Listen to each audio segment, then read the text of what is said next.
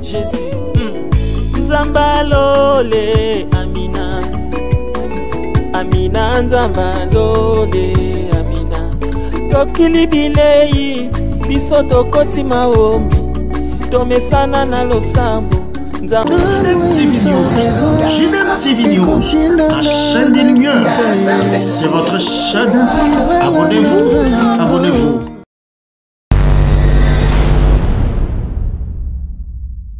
Bonjour, bonsoir, ça dépend de votre chaîne Ginem TV News, chaîne chrétienne, chaîne des lumières. Nous sommes là dans votre émission Gilbert reçoit un pasteur et dans la rubrique les réalités des églises. Aujourd'hui, nous allons recevoir pour vous un homme de Dieu. Pour ceux qui sont habitués, ils connaissent les noms et l'église, mais pour ceux qui pour la première fois viennent de s'abonner, on va introduire le pasteur et vous allez découvrir de qui il s'agit.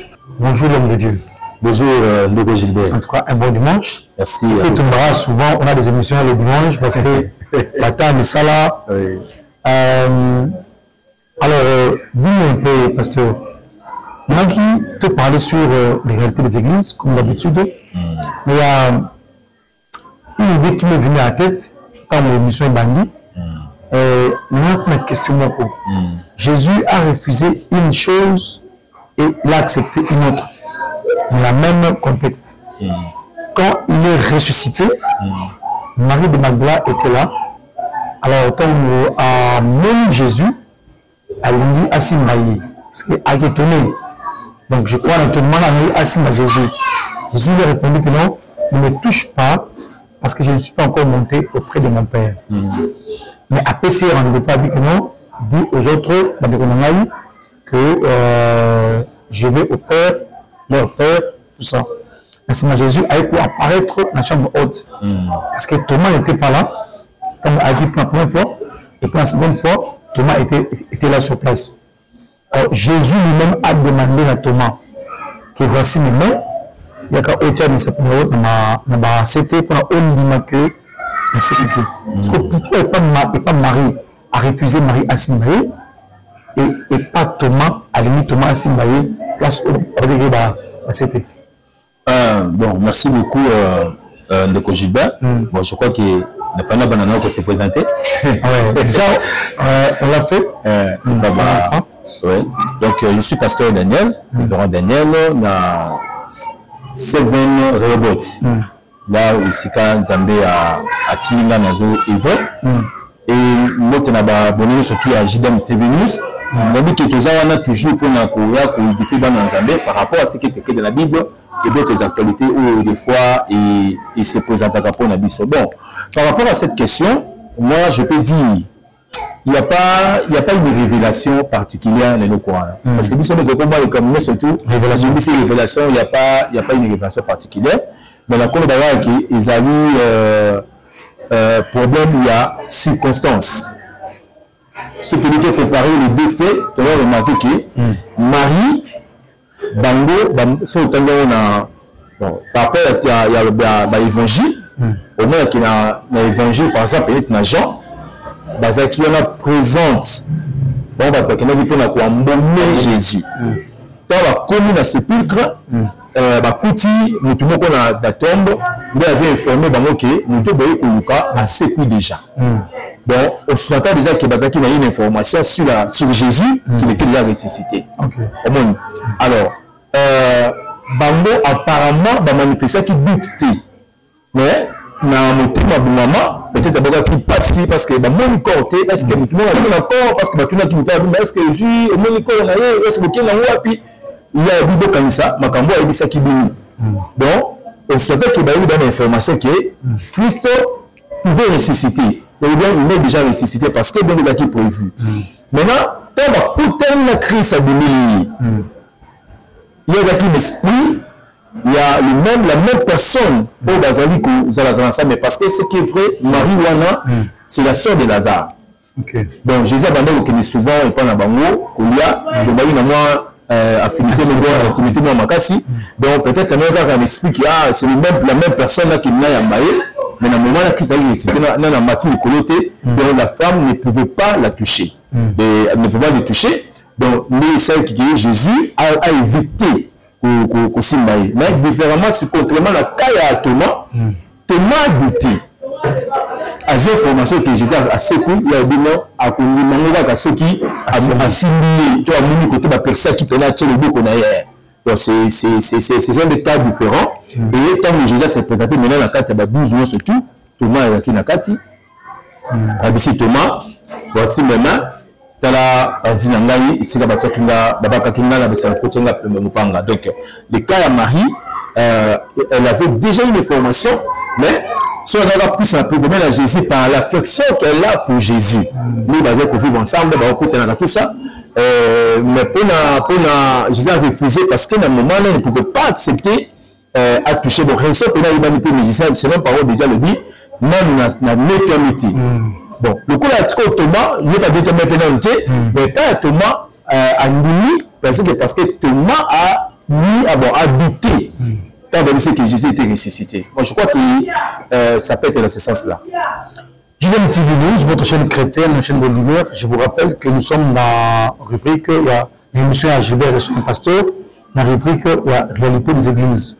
Pasteur, maintenant pour ce qui concerne les églises, parce que tu parles toujours, nous sur les hommes de Dieu, par rapport à la protocolaire et autres, mais plus sur les hommes de Dieu.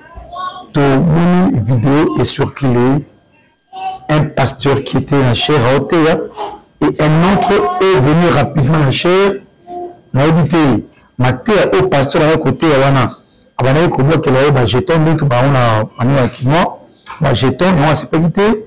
En tout cas, on n'a pas compris quelle était la motivation où nous a marqué maman à podium pour avoir un côté du cahier. Est-ce que cher comme il y a comme ring, il y a la boxe, il y a catch et puis et ça me caca na cher. Bon, merci beaucoup M. Gilbert. Bon, on n'a pas beaucoup de détails sur la réalité de l'événement. Et nous essayons qui va s'accrocher. On ne sait pas vraiment la réalité. Mais ce qui est vrai, la chair est déjà profanée. Chaque pendant dans l'église de la Congo, toujours profané, de plus en plus, toujours profané cher. Peut-être scandalisé, peut-être pour mon acquis. J'ai vu dans une vidéo un homme de Dieu, un grand homme de Dieu, avec un gars grand, parce qu'au-delà, il y a l'église à Dali Kokamba, il commence à diriger une plateforme à Monene, dans Kata Congo, il est venu, pasteur au Monene. Mais je l'ai vu sur la chair, en train de chanter, il y a l'un des musiciens, Mokili, à Koufa déjà, il m'a dit, bon, on voit qu'il a, des commissions sur politicien, on voit qu'il a. Hein? Vous comprenez? Donc, Jésus a tenu Nicolas Cher, tout l'apôtre Paul, Nicolas Cher, ou bien Pierre, Nicolas Cher, a vu le il y a l'époque où on a approuvé Matthieu. Approuvé Matthieu, bien, Matthieu peut douter, parce que le pasteur aussi est politicien. Ah, ok. Des fois, il n'arrive pas à dissocier son travail pastoral et politique. Parce que si on dit, on a la peau, il y a politicien, nous avons la peau, il y a pasteur. On a par exemple un perchoir ou bien un lieu approprié à la politique. Mais quand on est sur la chair, là on n'est plus politique, on est un homme de Dieu. Parce que la chair est sacrée. Donc c'était mieux pour s'amener le pour la édifier les enfants de Dieu. Et puis s'amener le pour porter la bonne nouvelle. Et puis s'amener le pour la soumettre. Donc on va demander il y a une maman avec qui tout le monde peut partager ma mini. À un certain moment, elle a lésé pour la pasteur Naï. Elle était lésée, tout ça. Et on a valeur qui est différente de cette maman. Il ne faut pas abandonner l'église. Ce n'est pas que ça, il faut pasteur à la minute de passer à Salomabé. Mais comme ce sont constatés, moi, justice, nous, tout, de sécurité, je ne pense pas qu'il passe à le sens qu'à Salomabé, la limite. Mais tu ne peux pas abandonner l'église. À une fois, à répéter la 3 fois, à dit pasteur, pour que dans l'église, pour l'église et puis c'est monsieur Sengo. mais pas que l'église et dans la coupe ça dit sur Bamabako. Vous comprenez? C'est-à-dire les bandimila qui viennent à l'église pour prier les dimanches, bien à 4 semaines, bah il y a pour un spectacle désolant. On a mis un nom de Dieu, on a un statut particulier. Mais comme si nous sommes là pour comprendre les valeurs, on a dit que nous allons accepter des Dieux. Oui, il y a des chansons aussi, nous sommes mondaines, et qu'on peut codifier. Mais je ne suis pas, ça ne vaut pas la peine là, na cher, et na quoi réellement maloba, peut-être na réellement maloba, beaucoup ya matia na par exemple là, nous devons édifier la bise la maloba boy. Mais moi c'est ça la cabia et édifier, la cabia qui a au bout que on voit que là, nous les politiciens mais les ya cher ou l'église. C'est là qu'il y a un problème, mon frère. Toujours que nous mais la chair est profanée. Donc, on prophétie à temps de faire le mot que Jézabel a matiti le collé à hôtel. C'est ça le problème. C'est comme si, cher, comme la place, si je veux régler le compte, tout à fait. Maintenant, cher. Il y a un couple qui est église parce que bazara bien un pasteur. On se le rappelle aussi bien un pasteur. Mais sur le qui en tout cas, pasteur a évité la en tout cas. Quand le pasteur a appris ça après, le pasteur a profité comme avec la chair, à bas côté, et couple là était à l'église. Et dans le monsieur d'ailleurs, couple en tout cas, et le pasteur n'était pas d'accord. Et le pasteur, pendant la prédication, ce n'est pas un communiqué, mais c'est pendant la prédication, après le combat, sur la boucle là, et pas couple là. Non, le pasteur n'a pas dit non. Sur le monsieur de l'autre, le pasteur n'a pas dit non. Nous sommes ratés. Et le couple, quand on culte civil, quand on a kenda wana, on peut aller à l'église. On s'est dit, pourquoi nous sommes pasteurs, comme on a soirée un couple à la maison, à Bémora et Panaye, qui venait chez moi, on peut le tout cas, ça, il y en a pas, vous croyez que vous bloquez le boulot, vous soyez dans la merde, mais le faire toujours un cher pasteur. On dit sur les occasions, on va en chair, mais c'est si vous avez un côté. Donc, le gars pour c'est que, il faut d'abord se poser question dans la yo. Est-ce que nous démissions avant déjà sur le loco, il faut avoir un point de vue à pasteur. Vous comprenez? C'est-à-dire, chacun a sa vie privée. Chacun a sa vie naïe. Le pasteur a une place, il y a respect dans la église, même la vis-à-vis de la minorité, c'est vrai, considération des alliés. Mais le pasteur ne peut pas s'immiscer dans la carte faire privé. Non, c'est pas important. Par respect, peut-être pour mon pasteur, je peux informer un pasteur, papa, comme ça, je ne vais pas me dire que nous te changer, nous te cadeau, que nous te sommes comme à titre d'information, peut-être dans le cas de la relation amitié. Mais ce n'est pas une condition qui est faite dans ça, beaucoup de il faut que je pose la question par un pasteur. Et je pense, bon, pour les avoir qui tellement la bâtie te faisait le moment, il y a d'autres mots peut-être pour le courage à remonter. Mais arrêtez dans la montée, mon avis. Parce que la jalousie existe. La jalousie, même dans le milieu église d'Ali, c'est parce que des fois les gens, la jalousie, on a laissé la jalousie prendre de la place dans nos cœurs. La haine, la jalousie. Et ça, on a mis bien comme chose que nous, tout cas, il est qui a eu. C'est comme à sentir que non, nous sommes dans la tendance qui est dans l'église, pas ça, Zali, nous demandons les cahiers. Nous sommes dans la philosophie, c'est-à-dire, nous devons être au-dessus de tout le monde. Donc ça dit, mais chacun a sa façon, on ne veut pas moulailler, a sa grâce. D'abord, il n'y a pas une loi qui dit qu'il faut avoir ça de camoufler tout un pasteur. Conseil, oui, mais ce n'est pas une obligation. Il y a mis balé, les problèmes, il y a monté mamabi. Et puis,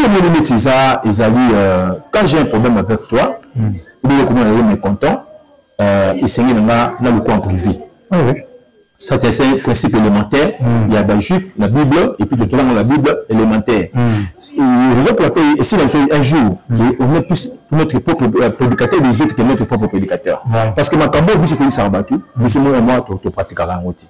On doit apprendre aussi comment respecter les vies privées des gens. C'est très important. Ils ont comme tout le monde pour partager nos problèmes, nous avons eu dans le coulachère. Et ça se passe, hein. Beaucoup. À cause de ton prochain, et puis tu les aimes tout.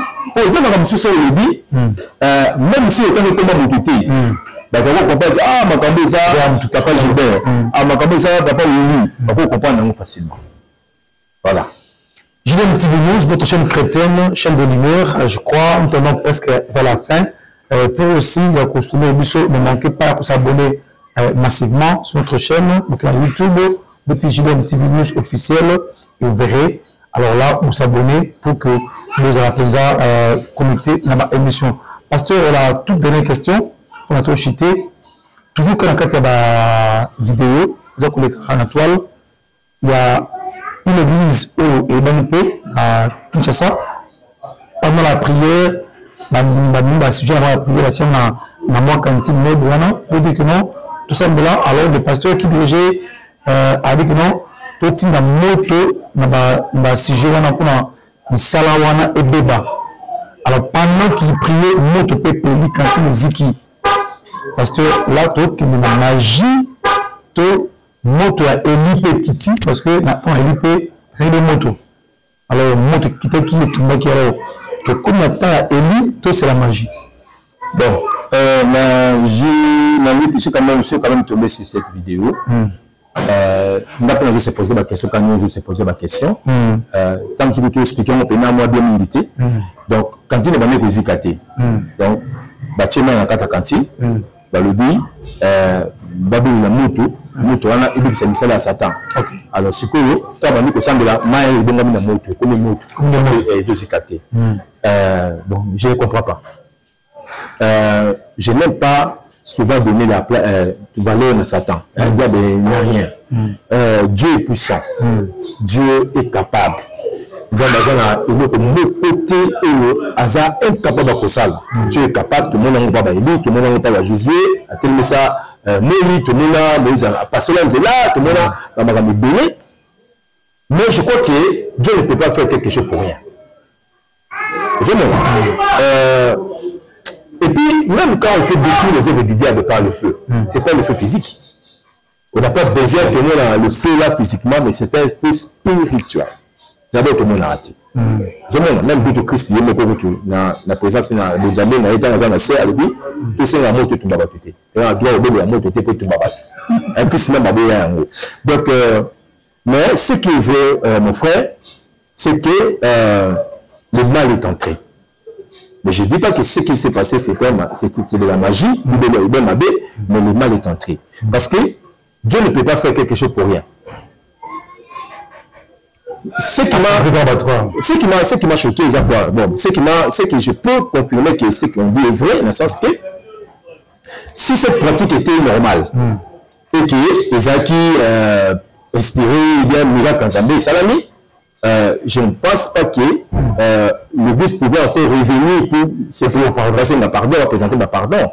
Je ne pense pas. Parce que si vous avez fait quelque chose par conviction, et du fait que ça procède dans Zambie, même s'il y a des critiques, vous avez besoin d'avoir l'intérêt pour pouvoir aussi avoir du pardon.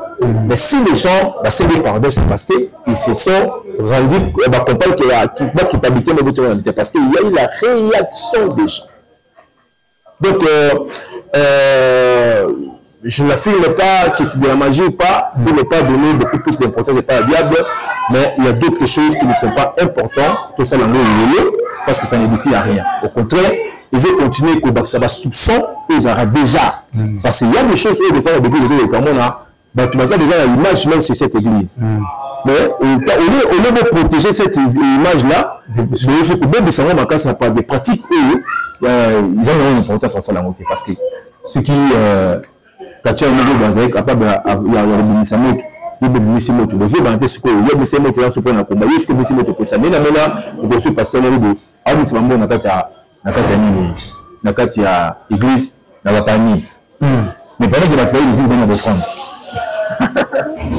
le monde à l'envers je vais me dire nous autres comme la sous notre mission normalement le temps exactement nous pousser pour la mission et puis que le sujet ils allaient toujours révéler et tous en tout cas on va prendre tout le pasteur et mot de la fin et puis l'adresse de l'église et le numéro de téléphone. Merci beaucoup Papa Gilbert pour l'opportunité que vous avez toujours à partager parole mais que vous toujours on ne peut pas faire procès d'intention on ne veut pas critiquer les gens, mais toi, on va plus pour interpeller dans les amis et puis qu'on lui fait dans le sens que base à la prudent et que dans la période où le diable agit tellement et qu'après qu'on emporté par des miracles, parce que Jésus a battu, par des miracles belés pour ne pas séduire le thème à battu, en réalité, base à la bango battu à Zambéti. Merci beaucoup. Nous avons 7 robots, donc l'une des extensions, il y a plein de communautés 7. Nous avons venu au poste numéro 93, direction Associa Chaba, c'est là que l'église Isa, toujours Kamba, et numéro de 0, de plus 243, 99, 844, 67, 62. Donc plus 243, 99, 844, 67, 62. Et c'est là ce qui besoin d'aller, une question, une précision, ou bien le comment tu le bâtis, et nous avons convaincu qu'on peut toutefois nous appeler pour nous commémorer beaucoup plus d'éclaircissement. Nous sommes arrivés à la fin de notre émission. Le révérend pasteur Daniel Iyanga, l'église Roboto, dans 7. Alors, pour expliquer, nous sommes en Zambie, comment est-ce que Bitumba est, dans Katacher, comment est-ce que Moto est pour en plein culte. Et question autopolitique, qui a Jésus a refusé de toucher par Marie de Magdala, mais à permettre Thomas à aussi à être crucifié. Alors c'est juste pour toi édifier dans l'ensemble. Nous ne sommes pas contre le pasteur, nous ne sommes pas contre l'ancien Madècre, mais nous voulons que le pasteur, l'ancien Madècre, va œuvrer malamu pour qu'il ait attiré aussi les païens, et pendant ce Messie. Nous sommes là. JDM TV News, nous vous prions de vous abonner massivement. Allez sur la chaîne, allez sur YouTube, tapez JDM TV News officiel et verrez, vous affichez, vous abonner, comme ça, on remonte les émissions à Bissau. Et nous remercions la musique à Pimoni. Et là, nous voyons Judith Modi, nous voyons Didier Modi, nous voyons Assima Camera Ouli, nous voyons nous sur l'Afrique du Sud. Là, je vois mon frère. Jibel, je dois nous travailler ensemble, heureux dans l'ombre, en tout cas, que mon Dieu vous bénisse et on se verra plus tard. Au revoir et bye. JDM TV News, la chaîne des lumières, votre chaîne, notre chaîne. Balobi, restez branchés, scotchés, dans la chaîne Nabino. Awa présentement na Congo, Kinshasa, JDM TV News. Nous avons des émissions comme Gilbert et Soin Pasteur. Nous avons des émissions Instant d'Espoir. Nous avons des émissions Les Chrétiens et la musique. Balobi Awa, il y a des prédications, exhortations. Nous sommes là pour exhorter, pour éclairer. Balobi Tikalawana Zala branché ko Zapete. Boka télécommande Landa JDM TV News Tikala Awa. Yebisan de Kwaza Pembe Nayo à s'abonner. Yom to s'abonner te. Abonne-toi massivement et nous sommes la chaîne chrétienne, la chaîne des lumières. Restez là, abonnez-vous massivement et vous ne serez pas déçus. Francine Chala sur JDM TV News officiel. Fidèles téléspectateurs de JDM TV News, abonnez-vous massivement sur votre chaîne et vous ne serez jamais déçus. Car la Bible dit, le ténèbre ne régneront pas toujours sur la lumière. Et JDM TV, c'est un canal pour apporter de la lumière et pour l'édification du corps du Christ. Donc abonnez-vous massivement, appelle ton voisin, ta voisine et abonne-toi car ici il y a de meilleures choses à venir. Et bien sûr nous recevons pour vous des pasteurs, des serviteurs de Dieu et nous recevons aussi de chantres. Et dans JDM TV News, vous avez de la lumière sur toute l'actualité chrétienne. Restez scotchés, restez branchés sur votre chaîne, mais surtout, ne manquez pas d'inviter vos amis et à s'abonner sur JDM TV News, la chaîne de la lumière. JDM TV News, la chaîne des lumières. C'est votre chaîne. Abonnez-vous, abonnez-vous.